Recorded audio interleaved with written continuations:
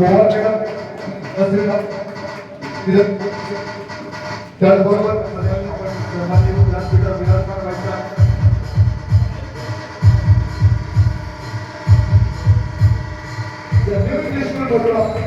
प्रशालेच्या या सभागृहात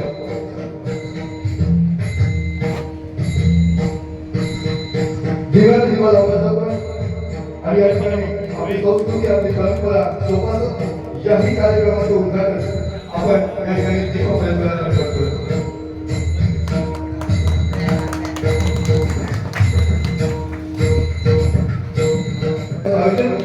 छत्रपती शिवाजी महाराजत्व अभियानाचा या ठिकाणी होतो शुभारंभ. जिल्हा परिषद अध्यक्ष भाई सावंत यांचा महसूल मंडळ मंडळी यांच्या वतीने आयोजित या कार्यक्रमामध्ये या ठिकाणी सन्मान केला जातो, स्वागत केलं जातं. एक जोरदार टाळ्यांचा गजर होऊ द्या. यानंतर आजच्या कार्यक्रमामध्ये सन्माननीय जिल्हा परिषद सदस्य नारायणभाई कौटणकर यांचं स्वागत करण्याची विनंती करतोय.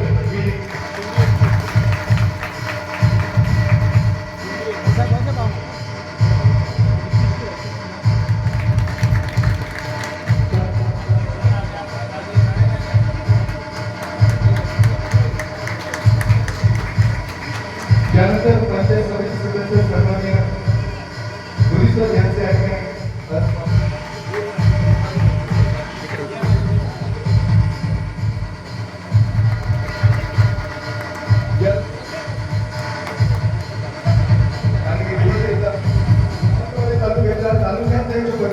यश बालू यांची या ठिकाणी अलीकडेच नियुक्ती झालेली आहे आणि या कार्यक्रमाच्या निमित्तानं आज पत्रकारांचे प्रतिनिधी म्हणून स्वतः या ठिकाणी यश बालू उपस्थित आहेत. समस्त पत्रकारांच्या वतीनं या ठिकाणी प्रत्येक गावातील दमदार आणि या ठिकाणी दीर्घ आणि सामाजिक क्षेत्रामध्ये कार्यरत असणारे बरीचशी व्यक्तिमत्व अशा सगळ्याच आमच्या ज्ञानपत्र समस्त मान्यवरांचं या ठिकाणी महत्त्वाचा उपक्रम आहे.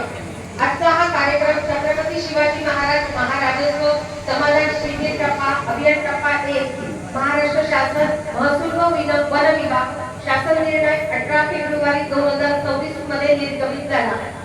महसूल क्षेत्रीय स्तरावर ग्रामीण भागात सर्वसामान्य जनता व शेतकरी विद्यार्थी व महिला यांचे महसूल विभागाशी संबंधित दैनंदिन प्रश्नांचे निराकरण करणे व जनतेच्या तक्रारी सत्वर निकाली काढणे तसेच महसूल प्रशासन लोकाभिमुख कार्यक्षम व गतिमान करण्यासाठी राज्यातील प्रत्येक जिल्ह्यातील तालुक्यांमध्ये मंडळ स्तरावर छत्रपती शिवाजी महाराजत्व समाधान शिबिर अभियान आयोजित करण्याचा निर्णय शासन निर्णयाने घेण्यात आला आहे. मोबदला जमीन यांनी दिलेली आहे. तसेच तलाठी कार्यालयात येण्यासाठी ज्यांनी विना मोबदला रस्त्यासाठी जागा उत्पन्न करून दिली ते दानशूर व्यक्ती वामदेव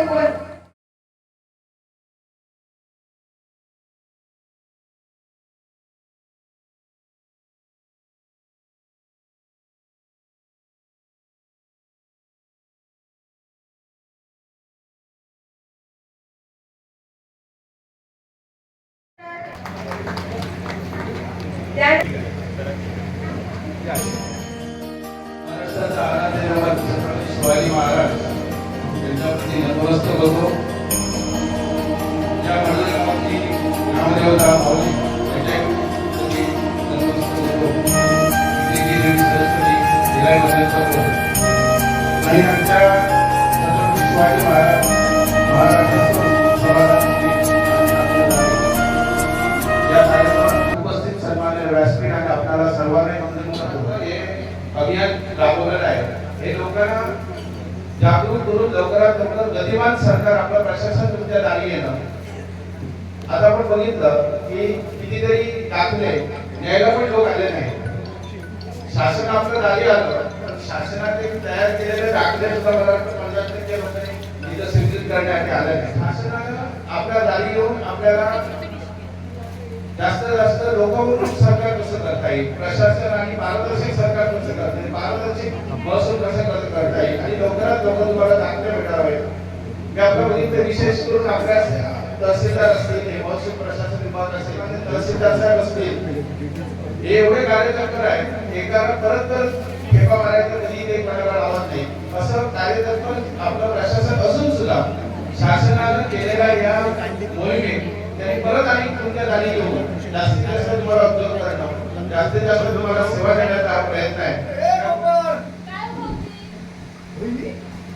गोपाळ काय गेलं?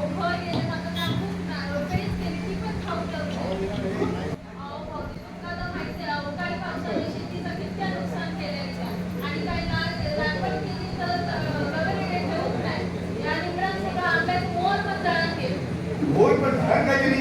घर सोडून जाऊ व्हायला काय सांगतात काय तुम्ही? मी बघतोय पण अशा छोट्या मोठ्या नुकसानी तो इतकं नाराज बाहेर पडता आणि तुम्ही स्वतः होती राहता. सांगायला आनंद वाटेल की आता मळगाव मधला एक वैद्यकीय दाखला अर्जंट त्यांना हवा होता. त्याने 11 वाजून 15 मिनिटांनी मेसेज केला होता की आम्हाला सर मला वैद्यकीय दाखला हवा आहे. तर तो आमच्या जे पहिले लॉगिन आहे आमचे प्लस लॉगिन आणि अव्वल लॉगिन त्यांनी चेक करून पुढे पाठवला. तिथं मी लॅपटॉप पूर्ण केला आणि तो आता एका तासात आता वैद्यकीय दाखला अप्रूव्ह पण केला.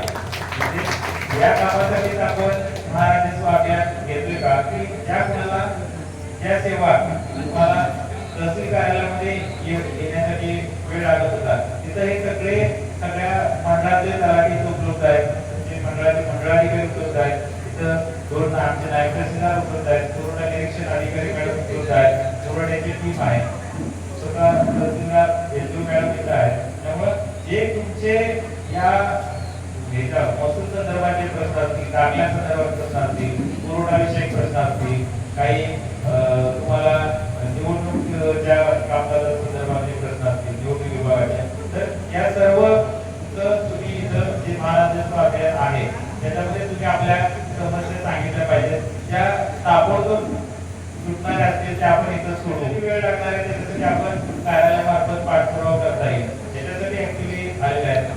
स्पेशल या अभियानामध्ये सांगितलं होतं की त्यांना शेतकरी टाकले, अल्पभूधारक टाकले, हे यातल्या शेतकऱ्यांना आपण सुमोटो देऊया, त्याच्याकडून अर्ज घ्या, त्यांचे भरून घ्या, आपण अप्रूव्ह करून या अभियानाच्या अगोदरच त्यांना देऊया. कारण की अल्पभूधारक टाकले आपल्याला मुलाच्या शिक्षणासाठी आवश्यक असतात.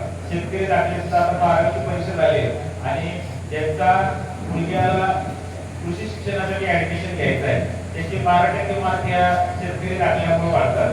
त्यामुळे अशा शेतकऱ्यांना ज्या शेतकऱ्याला जमीन खरेदी करायची त्यांना सुद्धा शेतकरी टाकल्याचा उपयोग होऊ शकतो. त्यामुळे अशासाठी आपण शेतकरी टाकले, अल्पभूधारक टाकले दिलेले आहे. त्यांच्या राज्यामध्ये प्रजा ही सुखी आणि समाधानी होती.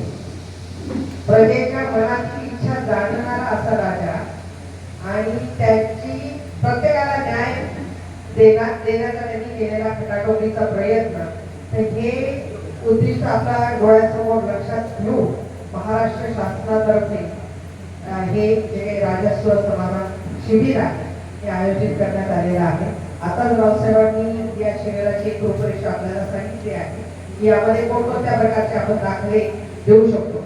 यापूर्वी पण होतं शासन आपल्या दारी आणि त्याच पद्धतीने त्याहीपेक्षा भव्यतेने हा कार्यक्रम या ठिकाणी आपण साजरा केलेला आहे.